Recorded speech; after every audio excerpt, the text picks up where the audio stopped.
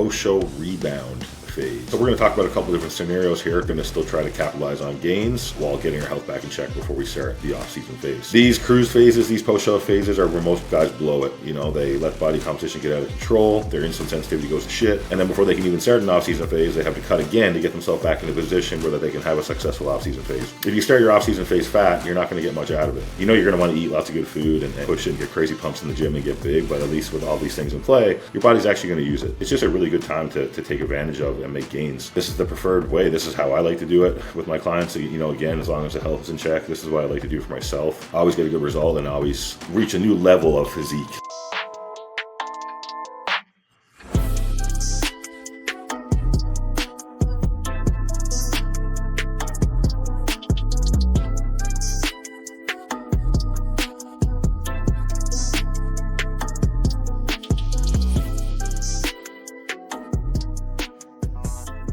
What's up, guys? IFBB Pro and Coach Morgan McDonald here with IFBB AMA, and in this video we are going to talk about the post-show rebound phase and how crucial that can be to make progress after you get off stage. Initially coming off the stage and planning whether you're going to rebound or not, you know, the way to determine that is essentially get your blood work done and kind of see where your health is at, right? If you get the blood work done and everything checks out, you know, nothing's too crazy there, you can rebound. And of course consider injuries as well. Do you have any nagging injuries, any big injuries, anything that's going to hold you back? Because if that's the case, you're better off just going into a health phase, healing up that injury, and making sure you're ready to go for the off season, like where the real, you know, substantial gains are going to happen. Get the blood work done. If it's bad and you need to come off, there's a way to approach that so that you can still maximize the rebound somewhat, but not put yourself in any type of further jeopardy, you know, with your health, right? And this is, of course, if you're going to go this route, you know, the body's physically healthy, there's no injuries, things like that are going to hold you back. If you do have those injuries, it's probably best to do like a deload week right after the show. Just, you know, don't train, control your diet, you know, heal up those injuries as quick as you can. So we're going to talk about a couple different scenarios here. The first one being we're going to come off,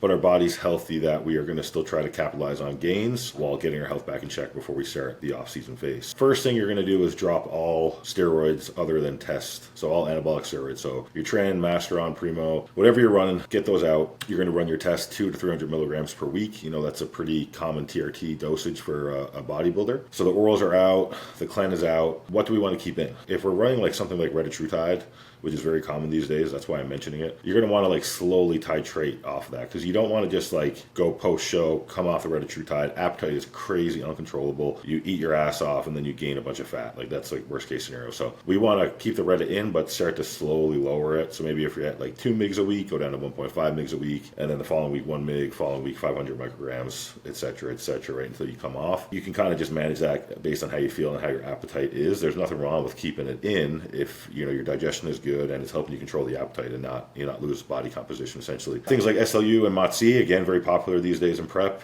I'm a big fan of these compounds. I would absolutely keep them in. It's going to help your body use the food you're eating efficiently. It's going to help keep your energy up. It's going to help with training performance. It's going to help you stay nice and lean. And obviously, you know, post-show, there's going to be extra eating. We know that. You know, we want to keep, you know, mostly clean diet, but we're going to have treats. We're going to have cheat meals. So this will just help your body use up that energy efficiently and make sure that it's purposeful, right? You're going to want to keep some cardio in, of course. You know, that's common like sense, really. You're not just going to drop all your cardio and like stop training. Obviously, we're not going to stop training if we're trying to take advantage of this little rebound phase. But cardio we want to keep in, maybe reduce it by 30-40%. GH we're going to want to keep in as well. Maybe lower the dose a little bit, but GH, again, you know, as long as your blood sugar, A1C, all those things are in check, it's just, again, like the peptides, it's going to help our body continue to use food efficiently, help us with the rebound phase. You know, we're going to have a short one because we're entering a health phase, but it will help gain some muscle and, again, stay lean. So yeah, essentially, you know, the higher doses are still going to be in your system for about 2 weeks after you come off everything post-show. So you want to utilize that time. So this, in my opinion, is a time to, like I said, stay on the GH, stay on the peptides, push food up a little bit and take advantage of that like 2 week anabolic window you're going to have to maybe jump up 10 or 15 pounds and stay lean. Following that, the drugs come out. So you're going to want to reduce your food then, because you know your body's not utilizing nutrients the same way when you're off cycle, obviously. So, you know, you're going to want to start lowering the carbs a bit, maybe lower the fats a bit. And at that point, you're just going to try to really hold, you know, this new mass that you added from that short rebound phase, but also stay lean as you move into the off-season phase. Like we want a lean starting point for the off-season phase. These cruise phases, these post-show phases are where most guys blow it. You know, they let body composition get out of control, their insulin sensitivity goes to shit, and then before they can even start an off-season phase, they have to cut again to get themselves back in a position where they can have a successful off-season phase. If you start your off-season phase fat, you're not going to get much out of it. You know what I mean? You're only going to be able to, be in a calorie surplus for 6 or 8 weeks. You're going to be too fat, and then you're going to have to come off and go into like a fat loss phase. So that's, what we're trying to avoid at all costs here.